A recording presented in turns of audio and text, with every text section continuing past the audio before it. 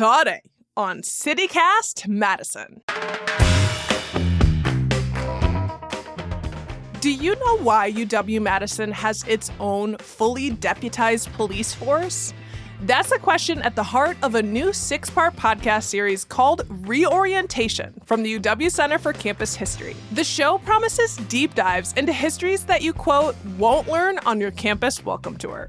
Their inaugural season is now fully available anywhere you get your podcasts. And in season 1, they tackle the background of why and how UWPD exists as it's known today, ranging from campus safety to violent clashes between student protesters and campus police to morals investigations targeting gay students. To learn more, we sat down with one of the podcast hosts, Casey Lucchini Butcher, who's also the director of the Rebecca M. Blank Center for Campus History. It's Wednesday, November 27th. I'm Bianca Martin, and here's what Madison's talking about.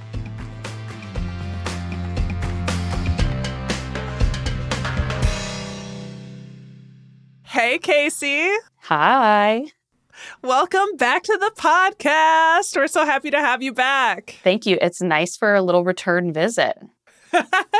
Yes. And for context for folks who might have missed it, we spoke with you back in April of last year when you were leading up UW's Public History Project, which has since become the Center for Campus History. And now y'all have a new podcast called Reorientation, an extension of your work. So why make a podcast? Yeah. In the first year at the center, we are working on getting space on campus, which can be nightmarish for anybody who understands office space and, just the general space landscape of Madison. And so we went to our campus community and said, what else would you like for us to produce, right? What are the ways that you want to receive history besides exhibits? And we heard a resounding call for a podcast. And so we said, all right, let's do it. Let's figure out how to make a history podcast that is interesting and accessible and talks about an issue. And so the podcast is organized where each season covers a different theme. And we've really been intentional to keep the episodes short. And each episode comes with a teaching guide. So we're really thinking about how any average person could listen to the podcast, and also that people on campus can use it in classrooms and have conversations that way as well. Yeah.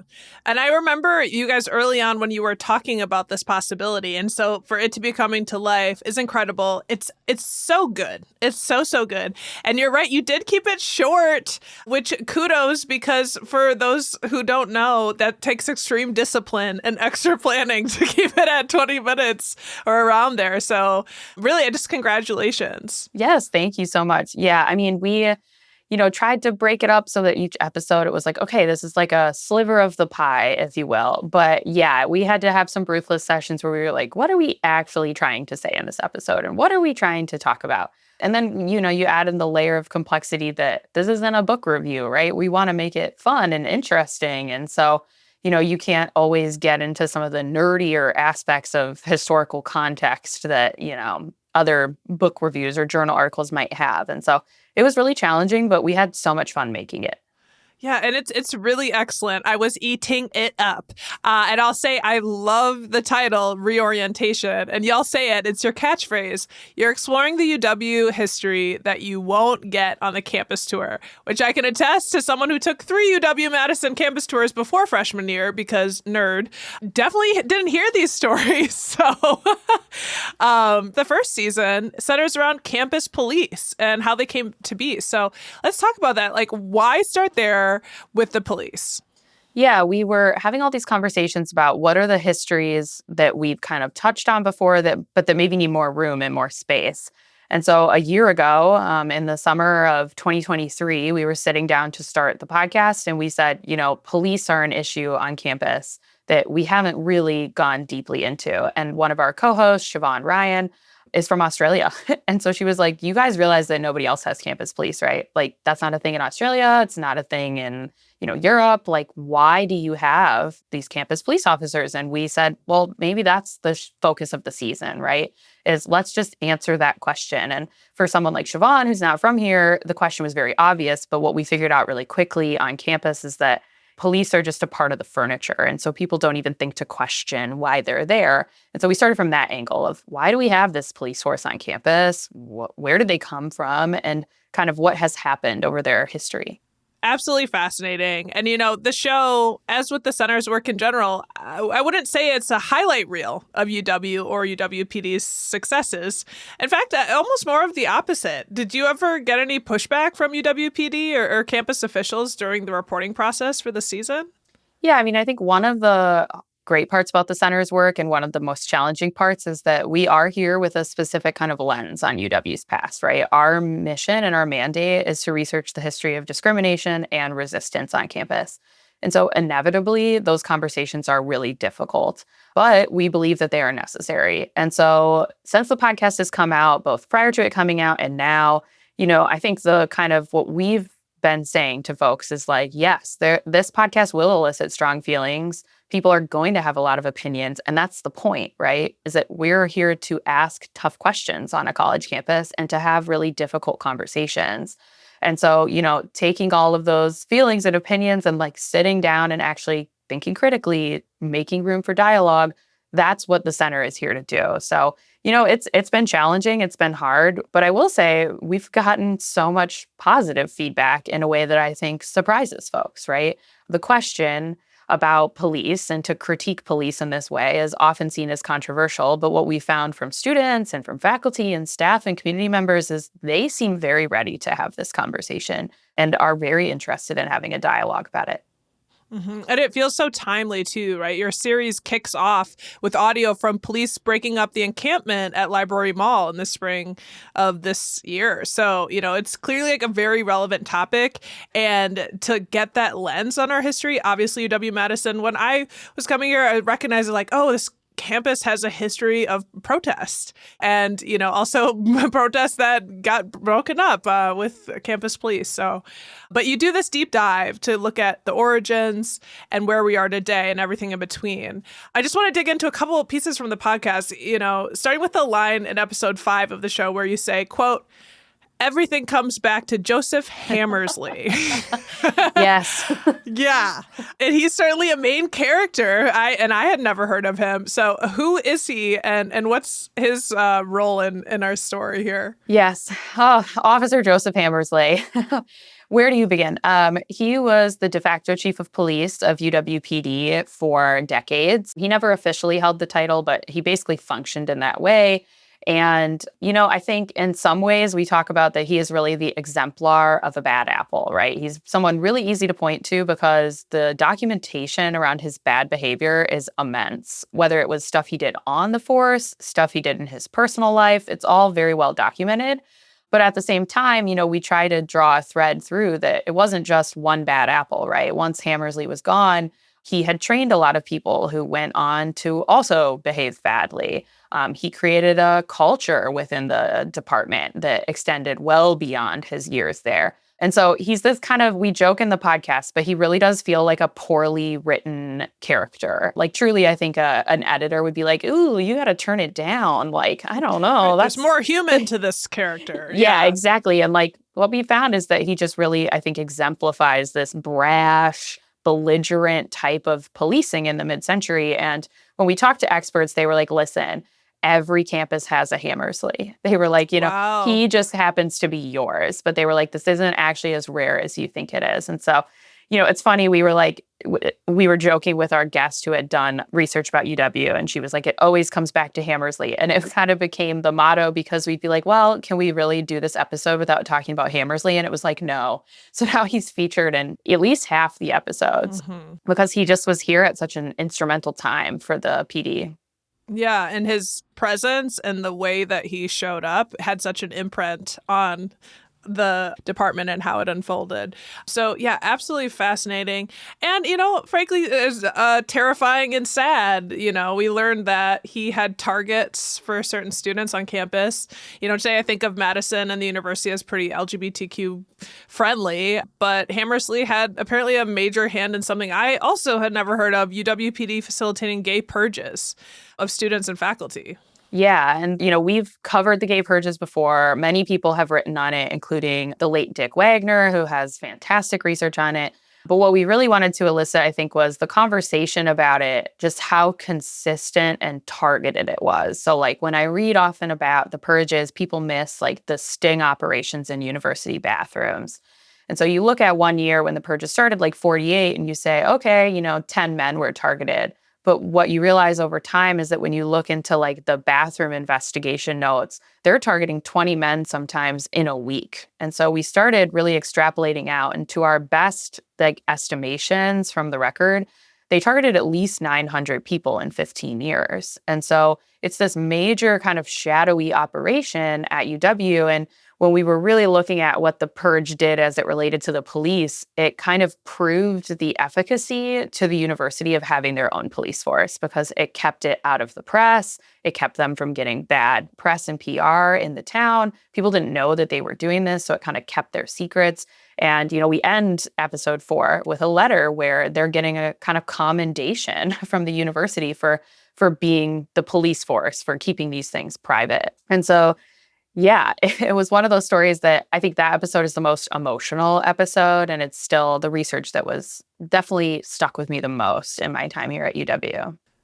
Yeah, I'm trying not to like cry right now thinking about it and how different, I hopefully, ideally, at least, those sorts of the shadow sting operations aren't happening. But to think of 900 men were targeted because they were gay or said to be gay. And then, from undergraduate to PhD students, the whole intent was to keep them from graduating from this university, which just seems so mind-boggling. And just to think that there would be campus police sitting around waiting to catch people for being gay, at our campus. I know I'm just repeating myself, but it's just insane.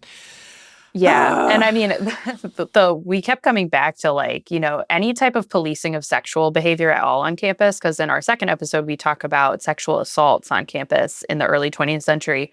Just like any time the university is trying to police student sexual behavior, like now it's so hard for us to understand because the university doesn't really have a role in that. Like the university has long abandoned that type of moralizing policing.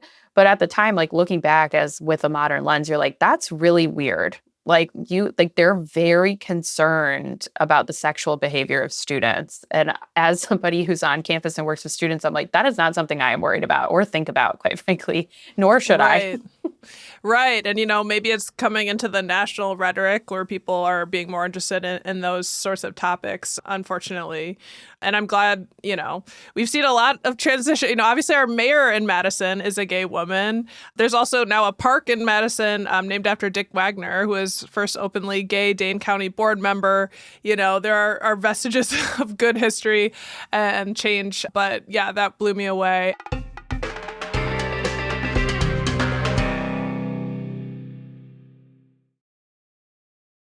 You mentioned, in terms of monitoring sexual behavior, turn of the century, the episode that dates back to before there was UW police, in the years shortly after integration of women students on campus, that there were some repeated attacks on sexual violence on women. And then what was really fascinating is one of the outcomes of that is that the women on campus really end up themselves being the ones who are policed. Yeah, and I think, unfortunately, in that history, that was one where the kind of connections to today were so clear. Like, it really wasn't a leap. What you were seeing was, women are reporting sexual assaults, and the first questions are, well, what kind of girl are you, right? And you see these notes from investigators from the Pinkerton and the Burns Agency, and they're saying things like, this girl owes her grandma $1, and that makes her not a good girl, right? She's not well behaved. Like, why would she? She's not respectable. Yep, she's not respectable. And so therefore, it was probably her fault. Or, you see them kind of justifying, like, she broke curfew, and so it's really her fault. And a lot of that rhetoric, remains today, right? And it was really interesting to not even have to reach for those. They were just very clear right away. And, we end the episode by talking about that they knew who did these sexual assaults. It was very clear they had much evidence, but they were really trying to catch him in the act. And so he walked away scot-free. But in the process, what happened was a bunch of women were reprimanded for breaking curfew or for lying to their house mothers or all these other things. And it really solidified this idea that we need to be surveilling our students, right? That maybe they're contributing to some of the cultural problems on campus. So if we surveil them, we can stop that, right? And it's like, way to miss the point by a mile, right? That's Mm-hmm. actually not what is going to help you. And so that like surveillance idea, I think really starts in that story, but you can see it in the Purges. You can see it in a lot of the things that come later. That's definitely one of the themes I took away from listening that I assume you guys were trying to impart, which is the original intention for a sort of UWPD was having folks there for security from outside threats. And then slowly but surely, it seemed like that power, that office, kind of was really turned on policing the campus community. Yeah, I think it's so interesting. This is like the complexity of campus police and why they don't really sit comfortably as traditional police in the way that we think about, like Madison Police Department, but they also don't really fit into always what they're doing on campus either. Because on one hand, you have them, they're supposed to protect our students from external threats, right? To kind of make sure that this order is maintained on campus. But if people break the law on campus, they're also supposed to police them, but we have a different kind of internal disciplinary process. So sometimes when students are caught breaking a law, they're not immediately given to the Madison Police Department. They'll go through something like the behavioral office, the dean of students office. So, we had one guest who comes on in episode 6 and talks about criminal amnesty, right? That students are often put through this different kind of process within the university, not the same as like other people, right? Who break the law, who are forced to go through Madison PD or through the different system. But then on top of that, you have the police force that wants to be community minded, right? UWPD does a lot of community minded things like coffee with a cop, bike repairs, safe walks. But at the same time, then, they lose trust with students when they are forced to come in and bust up the encampment, for example.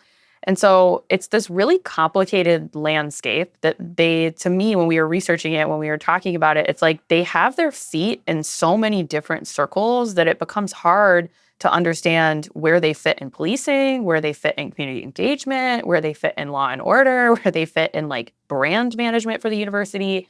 And like, quite frankly, we just kind of left feeling like we're asking, honestly, campus police to do way too much, right? This is a kind of untenable situation to have this office that does all of these things, and all of these things don't really align naturally.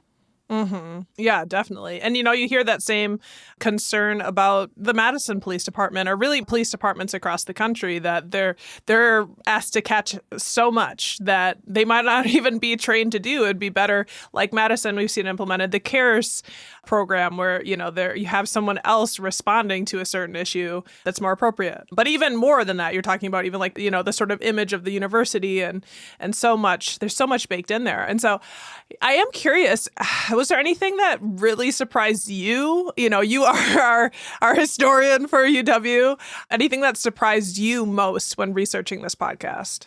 Yeah, I think one of the big things that I think surprises a lot of people is that there's this misconception that a kind of critique of the police only started recently, right? So people say, oh, it only started in 2016 after Ferguson, right? It only started in 2020 after George Floyd.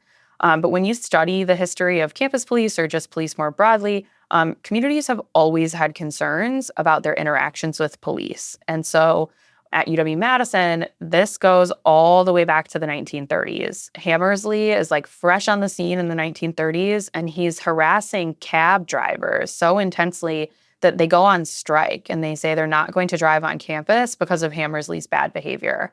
So the cabbies are unionized, and they're threatening to go on strike because of this man's behavior, right? So to say that those cabbies aren't critiquing policing is not accurate. And students have concerns in the 40s and 50s, and they bring a list to the university and say, we want this department reorganized because we feel that it's not serving us. And those same issues come up again in the 60s with all the violent protests late in that decade. And so if you study the history of policing and campus policing, what you'll see is that the community has always had concerns about how they are being policed. And the resounding call is that people feel they should have more control over the way that they are policed in their community. And students have been calling for that forever. Yes. And I love, something about the series is, and I've seen you, talk about this in other interviews, that you guys also pose more questions than you necessarily answer, and that's part of this process. Does UW need a police force? Like, these are complicated questions, but looking at the history can inform so much. If there is, kind of one thing you want folks to take away from this series, if you can narrow it down, what might that be? Yeah, I think just what you just said, that it's okay to ask really difficult questions and to have a range of responses to that question, right? These are not easy questions, and that's why we didn't answer them. Sometimes we did, right? Sometimes we were like, yeah, we think the behavior of Officer Joseph Hammersley was bad and inappropriate and belligerent, right? But in other cases, these bigger structural questions about what does it mean to feel safe on a college campus? Who gets to feel safe on a college campus?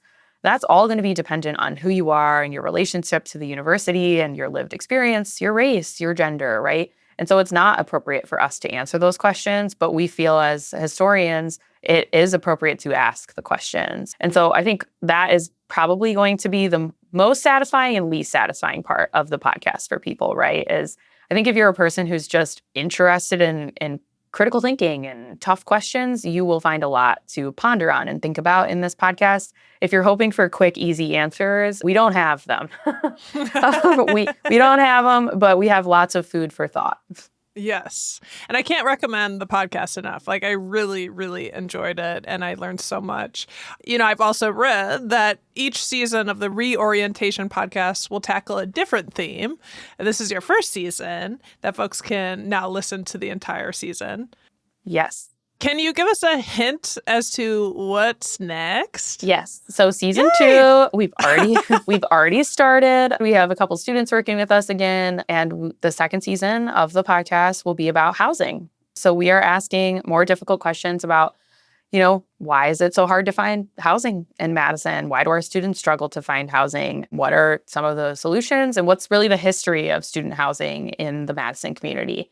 And so we're really excited about that. It's another one where when you think about 20 minutes per episode and only 6 episodes, a lot of ground to cover.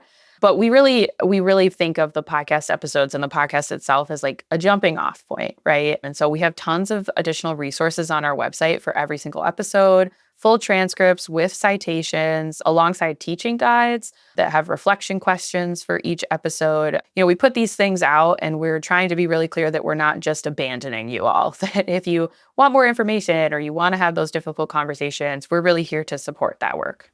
I love it. Man, you guys did such a good job, and so excited for the housing conversation. It's on all of our minds, so we'll definitely have to have you back when that starts dropping episodes. As always, Casey, it's such a pleasure, and thank you for all of your good works and joining us today. Yes, thank you for having me. It's always such an honor to be on the pod, and so I would love to come back anytime.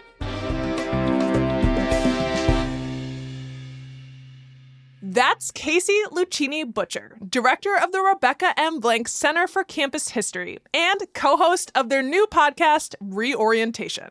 Again, their inaugural season is out. If you want to go listen, we've got the series linked in our show notes. And of course, you can always get it anywhere you listen to podcasts.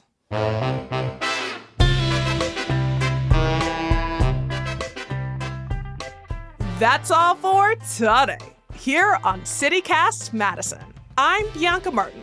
If you enjoyed the show, why not share this episode with a history buff? Bonus points if they're a Badger. And just a quick note, we'll be off tomorrow and Friday for Tea Day. Back on Monday, December 2nd. We've got a bunch of great shows lined up for next week, and we'll be highlighting some awesome local nonprofits, both here on the pod and in the Madison Minutes newsletter. So have a happy holiday and consider listening to a new podcast. Ciao.